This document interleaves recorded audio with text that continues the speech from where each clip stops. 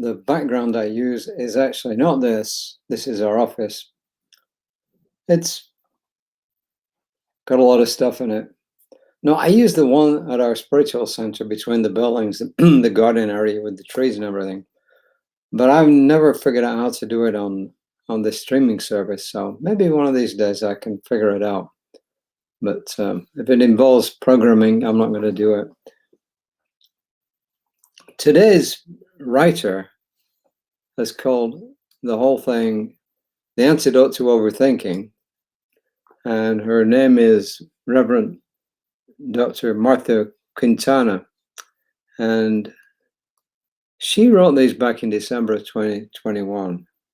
And for the month, she says, for that month then, which was kind of centered a lot on Christmas, Kwanzaa, and Hanukkah, which are three separate ones. By the way, Hanukkah is not Jewish Christmas. It's completely different. If you want to know what it's all about, ask me.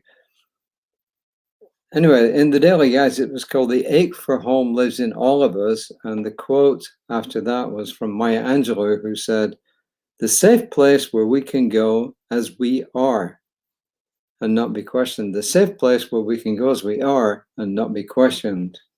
That is home." And I'm not going to read out Reverend Martha's introduction because it is really specifically aimed at Kwanzaa, Hanukkah, and Christmas, although they don't necessarily occur in that order.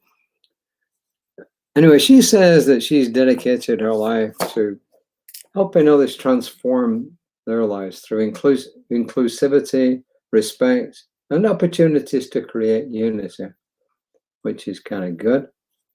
She served in a whole bunch of places at Centers for Spiritual Living. I know that she was the senior minister of the center that she founded in Albuquerque. I know that because one of my friends who's a practitioner was going there at the time. And she served on a whole bunch of boards for CSL, which I'll not go into right now. So, and she lives in Albuquerque. At least she did in 2021. I don't know if she still lives or not. That's the problem with reading this stuff. I don't know an easy way to check whether all this is true or not still. I mean, whether their bios and everything are still up to date. Well, anyway, here we go. By the way, I did read Murphy the dog, the human whisperer, and it didn't quite fit in with this reading today. So I'm going to see if I can find another one where it more perfectly fits in with. So first quote is from Jack J.A.C. Blackman, Daily Rhyming Inspirations, and it was on page 71 of that publication. "The vision of the divine is clear in my mind, and I leave all concerns and worries far behind." Ernest Holmes is talking about spiritual mind treatments. A treatment is an active thing. When one gives a treatment, they're not sitting around hoping something may happen. They are definitely, constructively, actively stating, sensing, and knowing some specific good. And that's from the Science of Mind textbook, pretty near the beginning, page 47. Trust me, 47 in that book is very near the beginning. It's a tome, as I've said before. This is Reverend Martha. She says, "Left to my own devices, I'm uncertain about too much. It's like the adage that anything worth thinking about is worth overthinking. It's this overthinking that creates second guessing and doubt. When I get into doubt, the kind that sends me crashing into the unreal, bound up world of too much expectation, I become paralyzed." Excuse me. I am yawning. The good news is, as I become more reliant on my spiritual practice of prayer and meditation, I spend less time in doubt and more time in free to be me space. The free to be me space allows me to breathe deeply and notice what's going on around me. This can be anything from the beautiful, translucent light streaming through the house to the realization that I have to take the car in for an alignment, which reminds me I have to take Arminian for an alignment. The point is that the doubt and expectation that cause paralysis take too much away from my life, and today I'm free to be me and notice the day. So what do I get from this?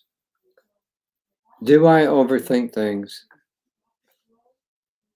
Yeah, I do sometimes. I don't know about you, but I do sometimes engage in overthinking things. But then I do the opposite, which is spend some quiet time.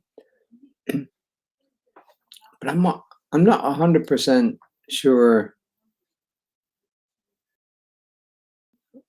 where to go from here with this. I like the expression "free to be me" space, but I'm not 100%. I really am not 100% sure on what to say about this, except the fact that I do believe that as we spend more time in quiet time and more time in when all the doubt and everything comes in, is to acknowledge it and then let it go. The more we're able to do that, the more we're able to live in joy.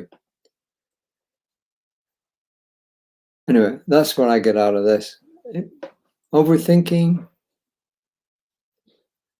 I don't really I think I've got to admit, she probably has a point here, I've got to admit that as things have gone along and I've got more involved in spiritual mind treatment and getting and looking into spiritual things, and started teaching world religions, by the way, and I've always for years now spent some time in some form of meditation. I think as the years have gone on, I've done less overthinking, but I do find myself sometimes overthinking. And I'll tell you what I do when that happens. When that stuff starts churning around, I tell it to stop, and I consciously turn it over to spirit. So when all this crud comes up, I just say stop or something similar, and I turn it over to spirit. And every time it comes up, I say, I turn it over to spirit. I turn it over to spirit. So that's really me for today with this. So if I get some second thoughts coming back in later, I've read it a couple of times as well. If I get some more stuff coming in, then I'll back in with it tomorrow before we get on with the other reading. So what do you get out of it? Do you overthink? And what do you think is the antidote to overthinking? Good question. Maybe it's something to ponder in the next 24 hours. So until next time, take care of yourselves. It is hot out there. It's even hot in here, this office, because all the stuff coming out from the computer and everything. So take care, stay hydrated. If you see somebody in trouble, do your best to help them in whatever way you can. But as I said, be that strong foundation. You've looked after yourself. Now you can go out and look after somebody else. So Reverend Lewis will be on at 9 o'clock tomorrow morning. So until then,